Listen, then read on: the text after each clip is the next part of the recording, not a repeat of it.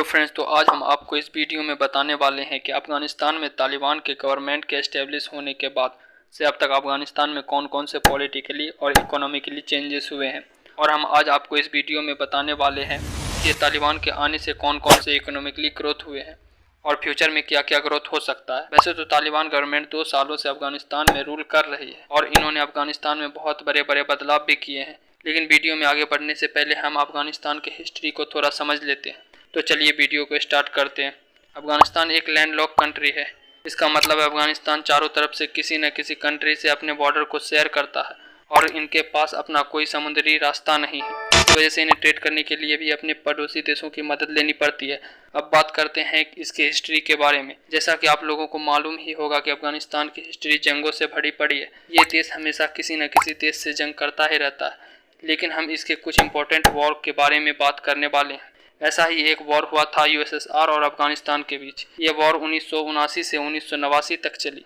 USSR ने 1979 में अफगानिस्तान पर हमला किया और अफगान मुजाहिदीनों के साथ लगातार जंग करता रहा। यूएसएसआर की मिलिट्री ने 1989 तक अफगानिस्तान में जंग किया, लेकिन आखिर में उन्हें अफगानिस्तान छोड़कर जाना ही पड़ा। आपको बता दें कि यूएसएसआर उस टाइम का सुपर पावर हुआ करता था और इन्होंने सेंट्रल एशिया के बहुत सारे कंट्री पर कब्जा भी कर रखा था, लेकिन अफगानिस्तान के मुजाहिदीनों ने उन्हें मुंहतोड़ जवाब दिया। अफगानिस्तान का दूसरा सबसे बड़ा वॉर यूएसए के साथ हुआ था। यह वॉर 2001 में स्टार्ट हुआ। इस जंग में सिर्फ अमेरिका ही नहीं लड़ा, बल्कि इसके साथ पूरे नाटो की मिलिट्री भी थी। यह वॉर 2001 से 2021 तक चला। दरअसल 9/11 अटैक के बाद, जिन्हें अलकायदा ने किया था, यूनाइटेड स्टेट ने अफगानिस्तान पर हमला कर दिया। यूनाइटेड स्टेट के साथ नाटो और नाटो की पूरी मिलिट्री भी जंग में शामिल हुई।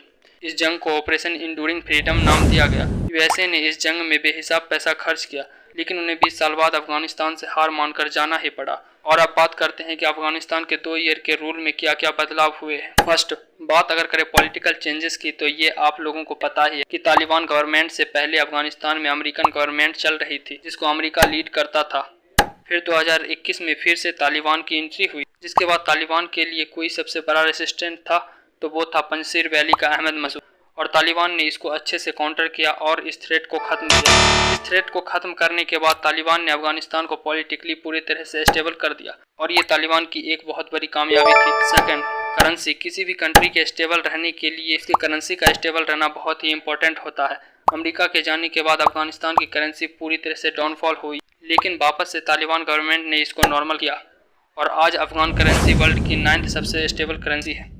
थर्ड, हालांकि तालिबान गवर्नमेंट के कुछ डाउनफॉल भी है, जैसे पिछले 2 सालों में अफगानिस्तान में भुखमरी बढ़ी है, जिसके कारण चोरी और डकैती के मामले में भी उछाल देखा गया है। हालांकि ये चीज़ें लिमिटेड टाइम तक ही रहेगी, क्योंकि पहले अफगानिस्तान एक ऐसी कंट्री था जिसका पूरा इकोनॉमी फॉरेन कंट्री पर डिपेंडेंट था, और पूरे नाटो ग्रुप मिलकर अफगान गवर्नमेंट को इकोनॉमिकली सपोर्ट कर रहा था। और अमेरिका के जाने के बाद से अफगानिस्तान में फॉरेन कंट्री से आने वाले पैसों का सारा रास्ता ही बंद हो गया। अमेरिका ने तालिबान गवर्नमेंट पर बहुत सारे सैंक्शन भी लगा रखे हैं, जिसकी वजह से ये टेंशन देखने को मिला। जब अफगानिस्तान की इकोनॉमी फिर से स्टेबल हो जाएगी तो ये अपने आप दूर हो जाएगा। फोर्थ, अगर बात करें उनके करंट इकोनॉमिकल कंडीशन की, तो ये बहुत बुरी हाल से गुजर रही है, लेकिन इसका भी तोड़ तालिबान गवर्नमेंट ने निकाल लिया।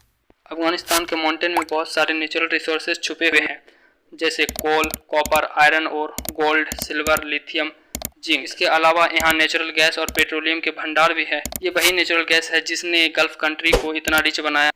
ऑयल को निकालने के लिए तालिबान गवर्नमेंट ने चाइना से डील भी करना शुरू कर दिया है, और चाइना इसमें इंटरेस्टेड है।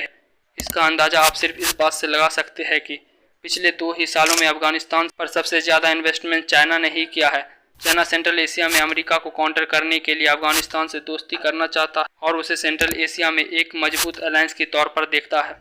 तालिबान गवर्नमेंट के साथ मिलकर चाइनीज़ कंपनी नेचुरल गैस और पेट्रोलियम को निकाले, जिससे वहां लाखों जॉब क्रिएट होगा और वहां अनएम्प्लॉयमेंट की समस्या को काफ़ी हद तक कंट्रोल किया जाएगा।